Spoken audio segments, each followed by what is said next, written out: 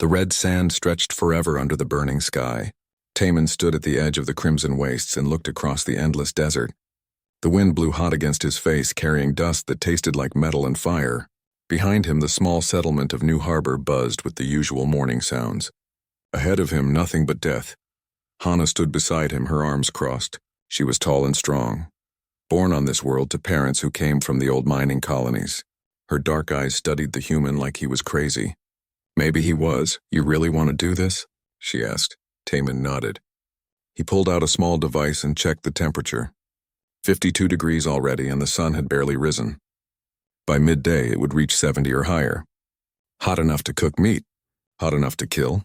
"Everyone who tries to cross dies," Hana said. "Every single one." "I know," Taman said quietly. The planet Kashar 7 had a problem. The crimson wastes divided the world in half. On this side, 3 million Kashari lived in the northern colonies. On the far side, another 2 million lived in the southern territories. 400 years ago, they were one people. Now they might as well live on different planets. The desert made sure of that. It was not just the heat, though the heat was terrible. It was not just the distance, though 3,000 kilometers of sand was far to travel. It was the radiation storms that came without warning. It was the sand that got into everything and destroyed machines. It was the strange magnetic fields that pulled ships from the sky. It was the lack of water, the poisonous plants, the creatures that lived beneath the sand. Every species in the galactic community had tried to cross. The Vathari brought their climate suits and lasted 3 days. The Ixian military sent armored vehicles that never reported back. The Pelian merchants tried to fly over at high altitude and crashed in the middle. Even the Archeons, who could survive in the vacuum of space, turned back after losing 2 expeditions. The desert always won.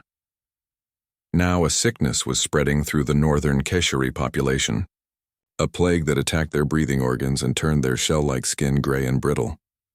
Thousands were dying. The cure existed, but only in the southern territories where different plants grew and different medicines could be made. The formula could be transmitted, but the northern colonies lacked 3 key ingredients that only grew on the other side of the desert. Someone needed to cross. Elder Vex, the leader of the northern Kashari, had called for help from the galactic community. The humans answered. They always did, Taman thought. Humans loved impossible problems. The relief ship brought medical supplies, food, and 3 human specialists. Taman was one of them. He was not a soldier or a pilot. He was an engineer who studied plants and knew how to make things grow in bad places. He spent 3 weeks studying the desert, reading reports, talking to survivors who had tried and failed. Then he announced he would walk across it. The Kashari thought he was joking at first. Then they thought he was stupid. Now they thought he was suicidal. The Vathari had the best environmental suits in the galaxy, Elder Vex had said in the council meeting. His voice buzzed through his translator, making him sound angry even when he was just concerned. They lasted 3 days. "You are one human with no special equipment. How long do you think you will last?" Taman had smiled. "Longer than 3 days. How can you be so certain?" "Because I am not going to fight the desert," Taman said. "I am going to work with it." The council members looked at each other. Their large compound eyes reflected confusion. Work with the desert? What did that mean? Now standing at the edge, Hana asked the same question. "How do you work with something that wants to kill you?" Taman bent down and picked up a handful of red sand. He let it run through his fingers. "The desert does not want anything," he said. "It just is. Hot, dry, dangerous. But my people lived in deserts for thousands and thousands of years before we went to space. We learned how to survive. That your people had deserts like this? No," Taman admitted. "Not exactly like this. But we had the Sahara, the Gobi, the Atacama, the Australian outback. We learned from all of them. We learned what works and what does not work." Hana frowned. "If humans are so good at deserts, why has no human tried this before?" "No human was here before," Taman said. "Now I am here." Behind them, a small crowd had gathered. Kashari workers from the settlement, a few human crew members from the relief ship, some journalists with recording equipment. Everyone wanted to see the crazy human before he walked to his death. Minho pushed through the crowd. He was younger than Taman, with excited eyes and quick hands that never stopped moving. He studied weather and climate, and he had helped Taman prepare for the crossing. I uploaded the latest satellite data to your pad, Minho said. There is a storm forming in Sector 7, but it should pass north of your route. Air pressure is stable. Temperature predictions are, well, very hot, but you knew that. Thank you, my friend, Taman said. Minho grabbed Taman's shoulder. You really do not have to do this. We can wait. Maybe find another way. How many died yesterday? Taman asked quietly. Minho's face fell. 43. And today? Probably more, Taman nodded. Then I cannot wait. He turned to face the crowd. He was not good at speeches. He never knew what to say when people watched him. But they were waiting, so he spoke. I know you all think I will die out there, he said. His voice carried across the quiet gathering. Maybe I will. The desert is dangerous and I am just one person, but I have to try. Those people on the other side, they are dying too. They need medicine. They need hope. If I can bring them that hope, then I must walk. Elder Vex stepped forward from the crowd. His shell gleamed in the morning sun, bright blue and green patterns that marked him as elder rank. You honor us with your courage, human Taman.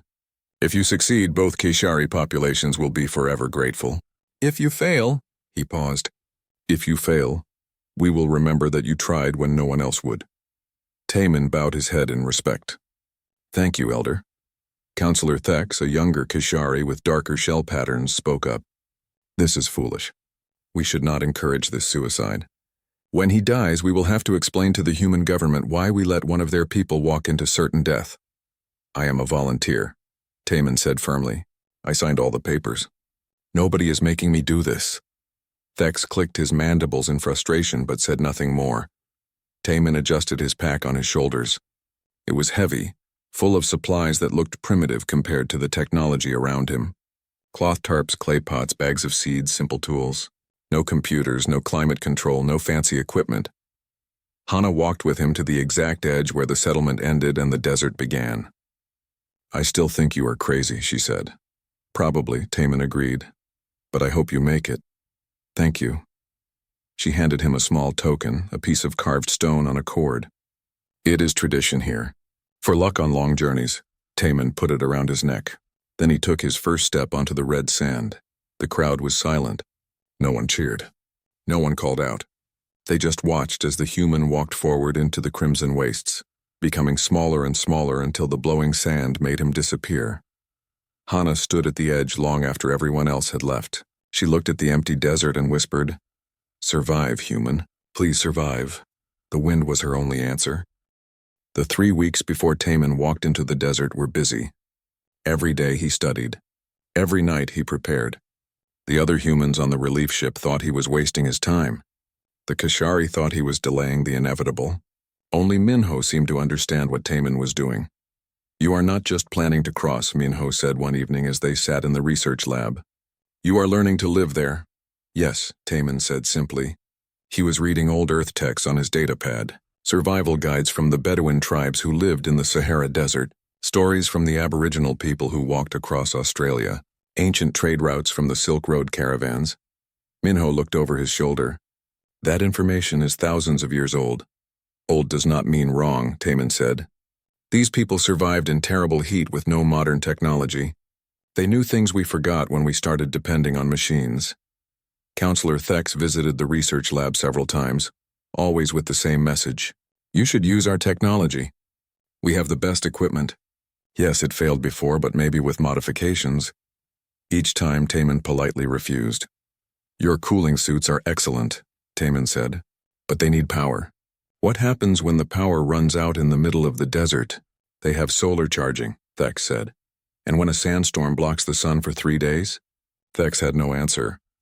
Your vehicles are fast and strong, Taman continued, but the magnetic fields pull them from the sky or shut down their engines. Your shields are powerful, but the desert drains them. Everything you have is good technology, but it all fights against the desert. It tries to keep the desert out. Eventually the desert wins.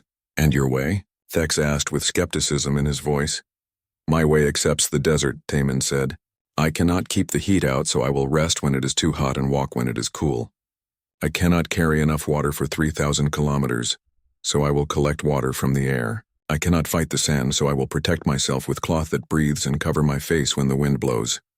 Thex clicked his mandibles. Primitive, proven, Taman corrected. For thousands and thousands of years. The Kashari engineers watched with confusion as Taman built his equipment. He took simple cloth and sewed it into long robes that covered his whole body. He made a wrap for his head that left only his eyes visible. He prepared clay vessels sealed with wax to carry water. He built a lightweight frame from flexible metal poles and tough canvas fabric that could become a shelter. "Why clay?" one young engineer asked. "We have containers made from advanced polymers that keep water cold." Taman held up the clay pot. "Clay is porous. Water seeps through slowly and evaporates on the surface. That evaporation cools the water inside. In the old deserts on Earth, water stayed cooler in clay than in any sealed container." "But you will lose water to evaporation," the engineer protested. "A little," Taman agreed. "But the water I keep will be cool enough to drink without burning my mouth. Besides, I am going to collect more water along the way." "How?" "There is no water in the Crimson Wastes. That is why it is a desert." Taman smiled. He showed them the solar still he was building. Clear plastic sheeting, a collection tube, a small digging tool. "Water is everywhere," he said. "Even in the desert air, even underground. You just have to know how to find it and collect it." The Kashari watched as he demonstrated. He dug a hole, placed a container at the bottom, stretched the plastic over the hole and put a small weight in the center. At night, moisture in the air and soil will condense on the plastic. The drops will run down to the center and drip into the container. "By morning I will have water." "How much water?" someone asked. "Not much," Taman admitted. "Maybe a cup or two. But every cup matters." Elder Vex came to see Taman's preparations. The old Kashari looked at the simple equipment with his large compound eyes. "This is really what you trust to keep you alive?" "Yes," Taman said. "This and knowledge." "Knowledge of what?" "How to walk in sand so I do not tire too quickly. How to breathe in dry air. How to read the sky for storms. How to find the coolest places during the day. How to keep my mind calm when everything is hard." Taman paused. "My ancestors survived terrible places. Their knowledge is in books, in songs, in stories. I carry all of that with me."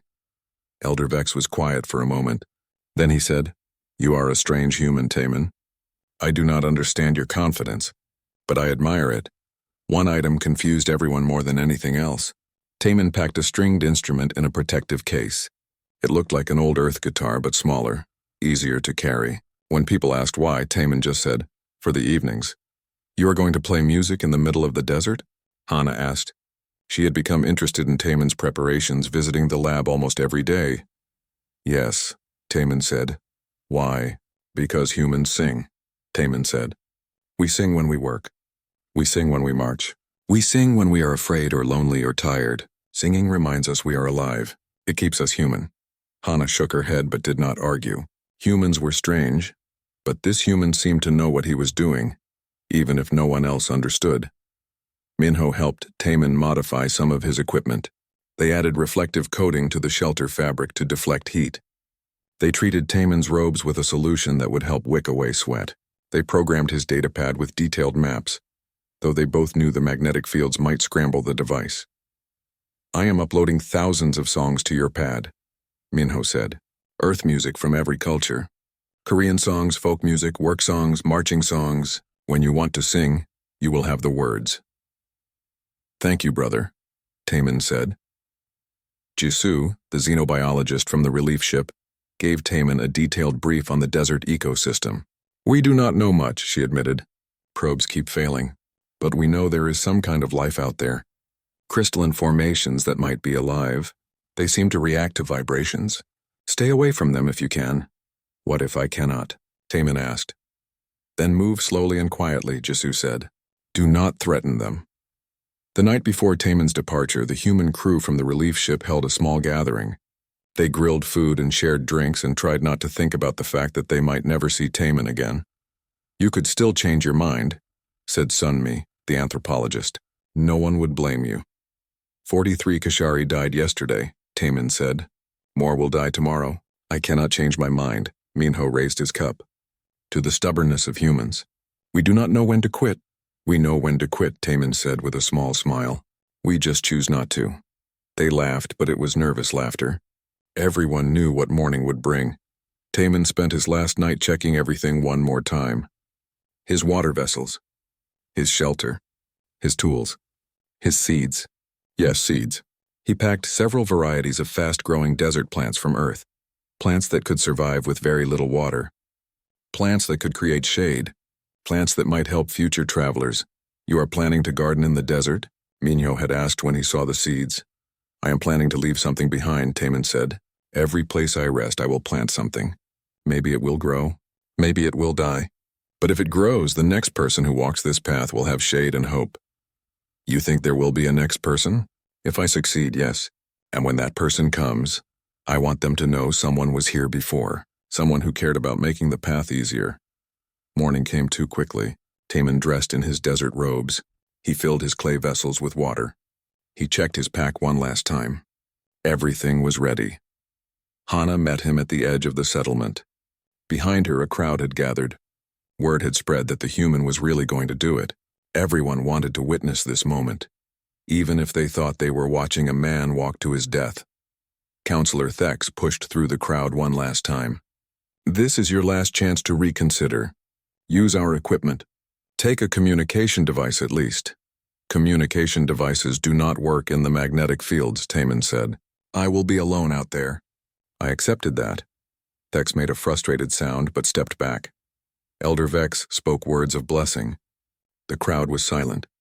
Hana gave Taman the stone token for luck, and then Taman walked into the crimson wastes. The desert swallowed him within minutes, his figure disappearing into the red haze. Behind him, people watched and wondered if they would ever see the human again. Only Minho smiled. He knew Taman better than anyone. If anyone could do the impossible, it was his stubborn, brilliant, crazy friend. Walk well, brother, Minho whispered. Teach the desert that humans do not give up. The first day nearly broke him. Taman walked through the red sand as the sun climbed higher and higher in the sky. The temperature rose from 50 degrees to 60 to 70. His robes helped, the loose fabric creating air pockets that insulated him from the worst heat. But nothing could truly prepare someone for this kind of burning air. He walked slowly, carefully. In sand, every step took more energy than on solid ground. He had to pace himself. The Bedouin texts taught him this. Never rush in the desert. Rushing makes you sweat. Sweating wastes water. Wasted water means death. By midday, the heat was unbearable. The sand shimmered with waves of hot air. Taman's throat was already dry despite drinking regularly. He stopped and set up his shelter. The frame went up quickly and the canvas stretched over it created a small pocket of shade. The shade was still hot, maybe 60 degrees, but it was 20 degrees cooler than the direct sun. 20 degrees meant survival. He sat in his shelter and waited. This was the hard part, not walking but waiting, fighting the urge to keep moving. But he had to wait. Walking in the peak heat would kill him. He sipped water from his clay vessel. It was warm but not scalding. The clay worked as promised. He ate a small meal of dried food and closed his eyes. He did not sleep, but he rested. He let his body recover. In the late afternoon, as the sun began to sink, Taman emerged from his shelter. He packed it away and continued walking. He would walk until well after dark, using the stars to navigate. The nights were cold, sometimes dropping to freezing, but cold was better than the killing heat. By the end of the first day, Taman had covered 30 kilometers. Not much, but it was a start. The second day was harder. His legs ached from walking in sand. His lips were cracked despite the protective balm he used. His eyes hurt from squinting against the bright red sand, but he kept walking. He set up his shelter during the peak heat. He dug his solar still and checked it in the morning. A cup of water had collected. Not much, but something. The third day he began to sing. At first it was just humming. Simple tunes to keep rhythm while walking. But then he started singing words. Old Korean folk songs his grandmother taught him. Work songs from Earth's ancient farmers. Marching songs from old armies. The singing helped more than he expected. It regulated his breathing. It kept his mind focused on something other than pain and heat. It reminded him that he was human, and humans had survived worse than this. On the fourth day, Taman encountered the first crystalline formation. It rose from the sand like a strange sculpture, all sharp angles and geometric patterns. The crystal was dark red, almost black, and it hummed with a low vibration that Taman could feel in his bones. He remembered Jisu's warning. Move slowly. Do not threaten them. He walked in a wide circle around the formation, keeping his distance. As he passed, the humming changed pitch. The crystal seemed to be aware of him. Taman kept his movements smooth and calm. He did not run. Running would signal fear or aggression. The crystal watched him pass but did nothing else. Taman breathed a sigh of relief. Over the next several days he saw more crystalline formations. They dotted the desert like strange monuments. Some were small, barely reaching his knee. Others towered 10 meters high. Each one hummed its own frequency. Taman noticed that when wind blew across them, they created musical notes. One evening, as he sat in his shelter, Taman took out his guitar. He tuned it carefully and began to play. Simple chords, nothing complicated, just something to fill the silence. The nearest crystal formation, about 50 meters away, changed its hum. It seemed to resonate with the guitar. Taman played another chord. The crystal responded again, matching the frequency. Slowly, carefully, Taman experimented. He played different notes. The crystal replied with harmonizing vibrations. It was not intelligent conversation, but it was communication of a sort. The crystals responded to sound, to music. Taman played for an hour that evening. When he finished, the crystal's hum seemed calmer, almost peaceful. He smiled. Maybe he had found a way to coexist with the desert's strange life. The first major sandstorm hit on day 7. Taman saw it coming. The sky turned darker and the wind shifted. He had maybe 30 minutes before it arrived. He moved quickly, finding a cluster of large rocks and setting up his shelter in their lee. He secured everything, burying the edges of his shelter under sand and rocks. He wrapped extra cloth around his face and pulled his hood tight. Then the storm arrived. The wind screamed. Sand filled the air so thick that Taman could not see his hand in front of his face. The noise was incredible, a constant roar that drowned out everything else. His shelter shook and strained but held. Taman huddled inside, breathing through multiple layers of cloth to filter the sand from the air. The storm lasted 18 hours. When it finally passed, Taman emerged to find the landscape completely changed. Dunes had shifted. His footprints were gone. Everything was covered in a fresh layer of red sand. But he was alive. His shelter had protected him. His simple primitive equipment had survived what advanced technology could not. He checked his supplies. Some sand had gotten into everything, but nothing was ruined. He cleaned his water vessels and continued walking.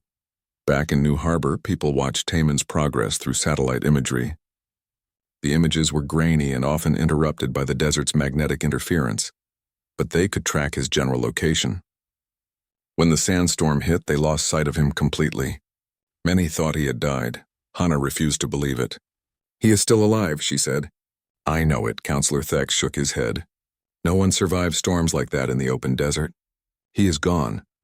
But when the satellites came back online after the storm, there was Taman, a small heat signature moving steadily southward. The crowd that had gathered in the monitoring center erupted in surprised voices. The human had survived, Minho grinned. "I told you, he is too stubborn to die." Jisoo studied the satellite data. "Look at his path," she said.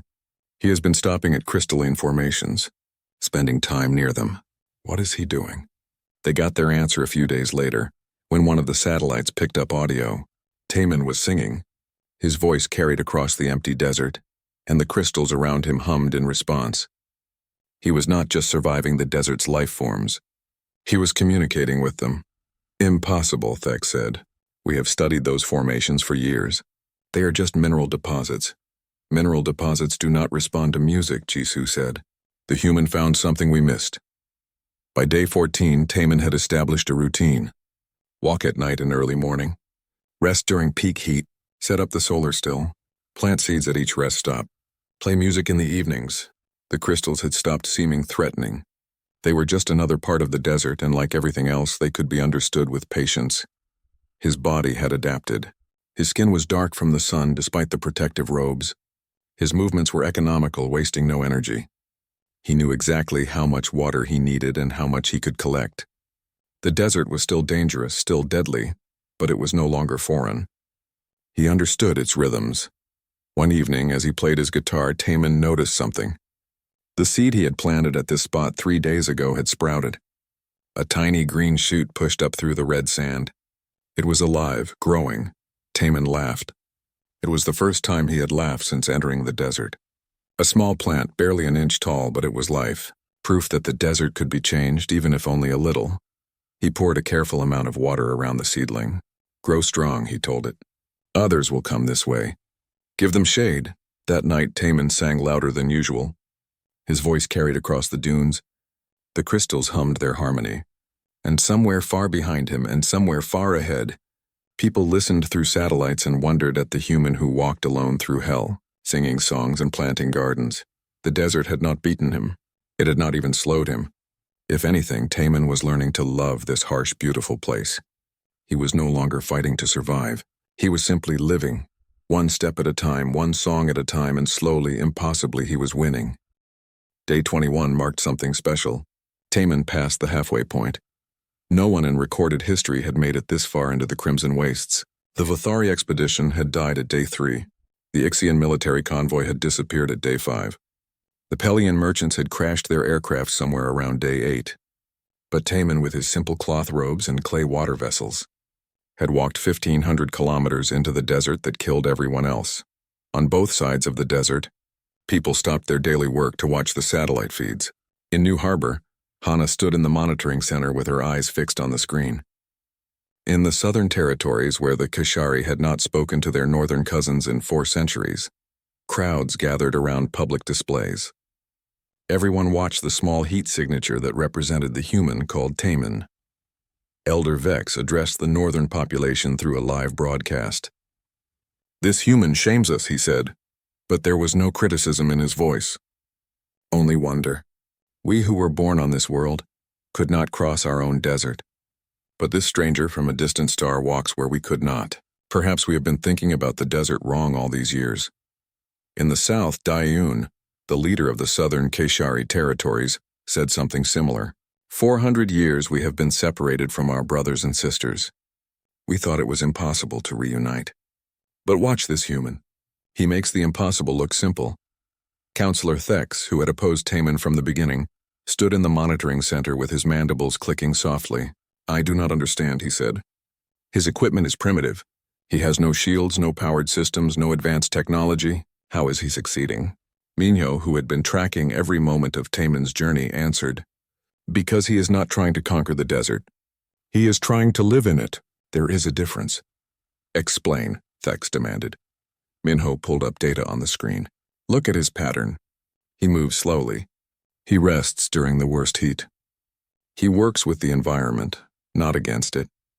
When the Vothari tried to cross, they used powered cooling suits. Those suits fought the heat, trying to keep the wearer at 22 degrees. But the suits needed enormous power. When the power died, the heat killed them instantly. And the human? Taman lets his body temperature rise a bit during the day. Uncomfortable, but not deadly. His robes shade him and allow sweat to evaporate. He stays cool enough to survive without needing any power at all.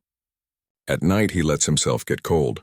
Again, uncomfortable, but he survives. He adapted to the desert instead of trying to make the desert adapt to him. Jisoo added her observations. And look at his water strategy. We calculated that a person would need to carry impossible amounts of water to cross 3,000 kilometers. But Taman does not just carry water. He collects it. Every night he sets up collection systems. He finds moisture in the air, in the ground, even in the plants. He gets maybe a cup or 2 each night. But that cup is the difference between life and death. He is also planting things, Hana said. She had been following Taman's journey more closely than anyone. Look at his rest stops. He plants seeds. Some of them are growing. In a few months, those plants will be bigger. They will provide shade and might even trap moisture. He is not just crossing the desert. He is preparing the path for others. Sunmi, the anthropologist, had been studying the cultural impact of Taman's journey. What she found amazed her. The Kashari are starting to learn his songs, she reported. In both the north and south, children are singing the melodies they hear in the satellite audio. Parents are teaching them the words, translating them into Kashari languages. The songs are spreading faster than any news broadcast. It was true. Taman's evening concerts, performed for an audience of crystals and empty sand, had become the most popular entertainment on Kishar 7. Every evening, millions tuned in to hear what song the human would play. The rough, simple melodies seemed to touch something deep in the Kashari people. Maybe it was the loneliness in Taman's voice. Maybe it was the courage. Maybe it was just the beauty of music in an ugly, harsh place. One song became especially popular. It was an old Korean folk song about a traveler walking home. The words were simple. 1 foot, then another foot. The road is long, but I am strong. 1 step, then another step. Soon I will be home. Kishari parents sang it to their children at bedtime. Workers sang it during long shifts. It became an anthem of perseverance. Taemin, alone in the desert, had no idea he had become famous. He just walked and sang because singing made the walking easier. On day 28, Taemin's water situation became critical. He had not found good collection sites for several days. The ground was too dry, the air too sparse with moisture. His vessels were down to less than 2 liters. In this heat, that might last 2 days if he was careful. He needed to find water. Taemin studied the sand around him. The old texts from Earth's deserts taught him to look for signs. Certain patterns in the sand meant moisture below. Certain plants grew only where underground water existed, but this was not Earth. The signs were different. He walked slowly, studying everything. Then he noticed something. A crystal formation ahead had a slightly different color at its base, darker red, almost purple. He approached carefully and examined it. The sand around the base was cooler than the surrounding desert. Moisture. There was moisture here. Taemin dug. He dug deep 2 meters down. His arms ached and sweat poured off him, but he kept digging. And then he found it. The sand at the bottom of his hole was damp. Not wet, but damp. Enough. He set up his largest solar still over the hole and waited. The next morning, he had collected nearly a liter of water. It tasted of minerals and salt, but it was drinkable. He had found an underground moisture source that the desert had hidden for thousands of years. He marked the location carefully and planted extra seeds around it. If they grew, they would signal to future travelers that water could be found here. Watching through satellites, the Kishari scientists were amazed. How did he know to look there? One asked. He read the desert, Minho said simply. He learned its language. By day 35, Taemin's path was becoming visible from space. The seeds he had planted at early rest stops were growing. Small patches of green in the red desert, spaced about 40 kilometers apart. Each one marked a place where he had stopped, rested, and planted hope. Kishari on both sides of the desert began calling it the Green Path. Some young Kishari, inspired by Taemin, announced they would follow the Green Path once the human completed his crossing. They would walk his route, rest at his gardens, and prove that their people could also cross. Elder Vex and Dayun, leaders of the separated populations, began talking to each other for the first time in decades. They used communication systems that had not been active for years. They discussed what would happen when Taemin completed his crossing. They made plans for reunification. One human is doing what 400 years of technology could not, Dayun said. He is bringing our people back together. Not just bringing us together, Vex replied. Teaching us that we gave up too easily. We looked at the desert and saw only death. He looked at it and saw a path. On day 40, Taemin saw the first sign that he was approaching the far side. The satellite images showed a mountain range ahead, the southern border of the Crimson Wastes. He was close, maybe a week away. That evening, he played his guitar with more energy than usual. The nearby crystals hummed their harmony. Taemin sang an old song about coming home to family. He thought about his own family, far away on Earth. He thought about the Kishari families who had been separated for so long. He thought about all the walls that divide people and how sometimes it just takes one person walking forward to tear those walls down. The desert stretched out behind him, marked by his green gardens. The desert stretched ahead, still dangerous but no longer unconquerable. And Taemin sat between what was and what would be, playing music to crystals who listened, singing songs that millions had learned to love. 1 foot, then another foot, he sang. The road is long, but I am strong, and he believed it. After 40 days in hell, after 1,800 kilometers of sand and heat and loneliness, he still believed. The desert had tested him. The desert had taught him, but the desert had not beaten him. Soon he would stand on the other side. Soon he would prove that no desert is truly impossible. Soon a path that had been closed for 400 years would be open again, one step at a time, one song at a time. That was how humans did impossible things. That was how Taemin was changing a world. Day 47. Taemin stood at the base of the southern mountain range and looked back at the desert he had crossed. 3,000 kilometers of red sand, Crystal formations and killing heat stretched behind him. He had walked every step of it.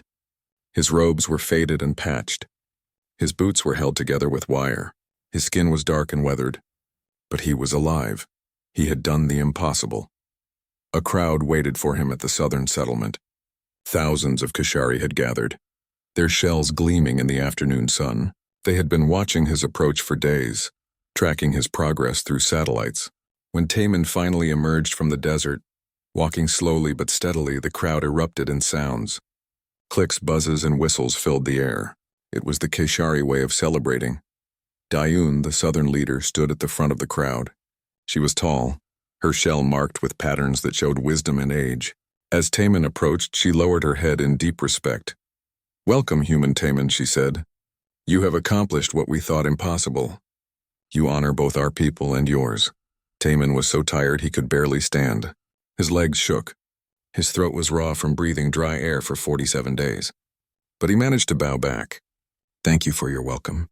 I bring greetings from the Northern Territories, and I bring the medical formula you need." He reached into his pack and pulled out a data crystal, sealed in protective casing. It contained all the information needed to synthesize the cure for the plague, killing the Northern Kashari. The Southern scientists rushed forward to take it. "We will begin production immediately," one scientist said. "But how will we get the medicine to the north?" "The desert is no longer impossible," Taman said quietly. "I crossed it.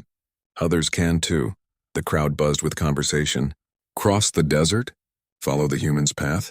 Could they really do it? Dayun gestured to her assistants. "Take our guest to rest. He needs food, water, and medical attention. We will talk more when he has recovered." Taman was led to a comfortable room. He drank more water than he thought possible. He ate real food, not just dried rations. A Kashari doctor examined him and declared that he was dehydrated, exhausted, and had lost dangerous amounts of weight, but was otherwise healthy. Remarkably healthy, considering what he had endured. For 3 days, Taman slept. His body needed time to recover from the ordeal. But even in sleep, he dreamed of red sand and humming crystals. While Taman slept, the 2 Kashari populations worked frantically. In the south, scientists produced the plague medicine. In the north, people were dying faster now, maybe 100 each day. The medicine needed to reach them, and it needed to reach them soon. But how? Kyung-ho, another human from the relief ship, volunteered to make the crossing. He was younger than Taman, a diplomat trained in survival skills. He studied Taman's route carefully through satellite imagery. He prepared equipment just like Taman had done, using simple technology that worked with the desert instead of against it. "I will carry the medicine," Kyung-ho said. "I will follow the green path." Daeun was hesitant. One human successfully crossed. "That does not mean a second one will. We cannot ask you to risk your life." "You are not asking," Kyung-ho said. "I am volunteering."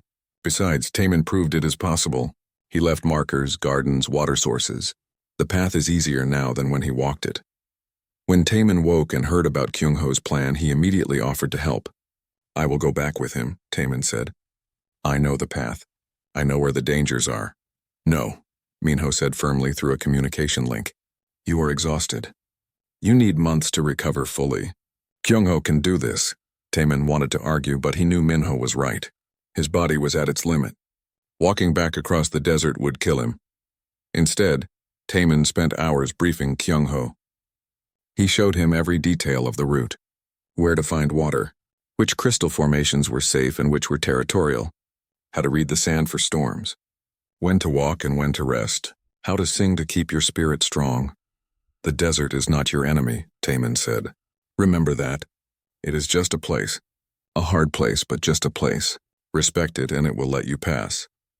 Kyung-ho left the next morning, carrying medical supplies in a pack designed exactly like Taman's. The crowds that had welcomed Taman now watched Kyung-ho walk into the desert. But this time they watched with hope instead of fear. If one human could cross, why not 2? Kyung-ho followed the green path. The gardens Taman had planted were bigger now, watered by occasional rains and the moisture they trapped. Each one provided shade and a landmark. The route was still brutal, still dangerous, but it was no longer unknown. Kyung-ho made good time, walking steadily northward. While Kyung-ho crossed, Taman remained in the south. He met with scientists and engineers, explaining his methods in detail. He showed them how to build solar stills, how to prepare desert robes, how to read the environment. The Kashari listened carefully and took notes. "Your people knew all this?" one engineer asked.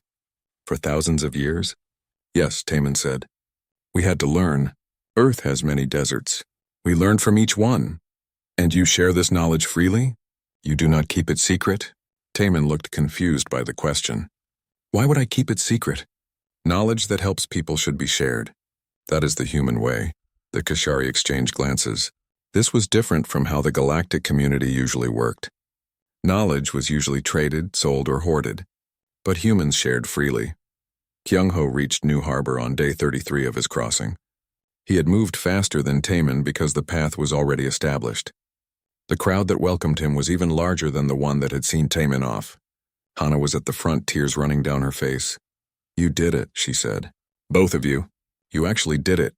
Kyung-ho distributed the medicine immediately. Within days, the plague began to retreat. The dying stopped. Slowly, the sick began to recover. Thousands of lives were saved. Elder Vex addressed both populations through a joint broadcast. "Our people have been separated for 400 years, he said. "We thought the desert could never be crossed. We thought we would forever be two peoples instead of one.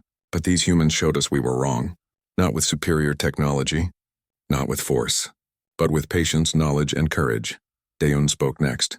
"The green path is now open. We invite any who wish to cross to learn the human methods. The desert is still dangerous, but it is no longer impossible." Over the next months, more crossings happened. First, other humans from the relief ship made the journey, each one strengthening the path, planting more gardens, marking water sources. Then young Kashari, trained in the human methods, began to cross. Some traveled north to south. Others traveled south to north. Families separated for generations reunited. The path grew easier with each crossing. Rest stations were built at the garden sites. Water collection became more efficient. The crystalline formations along the route became familiar landmarks. Songs were sung at each station, the same songs Taman had taught them. 1 year after Taman's crossing, a small museum was built at the northern edge of the Crimson Wastes. Inside, they kept Taman's original equipment: his clay water vessels, his patched robes, his guitar, the strings now silent but preserved forever. Thousands of Kashari visited the museum each month. They looked at the simple tools and marveled that something so primitive had succeeded where advanced technology failed. Taman did not stay on Kashar 7. Once he recovered, he returned to the relief ship and eventually went home to Earth. But he left behind something more permanent than buildings or machines. He left behind knowledge. He left behind hope. He left behind a path. The Kashari who had been divided became unified again. The desert that had been a wall became a bridge, and every person who crossed the green path sang the songs that Taman had sung, remembering the human who proved that impossible was just a word. Hana eventually made the crossing herself. She walked the green path and thought about the strange human who had come to her world and changed everything. At each garden station, she watered the plants and added new seeds. The path had to be maintained, had to grow stronger. On the last night of her crossing, she sat in her shelter and looked up at the stars. Somewhere out there, Taman was on Earth, probably working on another impossible problem. She smiled. "Thank you, human," she whispered. "You taught us that walls only exist if we let them." The wind carried her words across the desert. The crystals hummed their endless songs, and the green gardens swayed in the breeze, growing stronger year by year, proof that life could flourish even in the harshest places, if someone had the courage to plant the first seed. The desert was still there. Still hot, still red, still dangerous, but it was no longer impossible. Not after the human brought shade, water, and songs.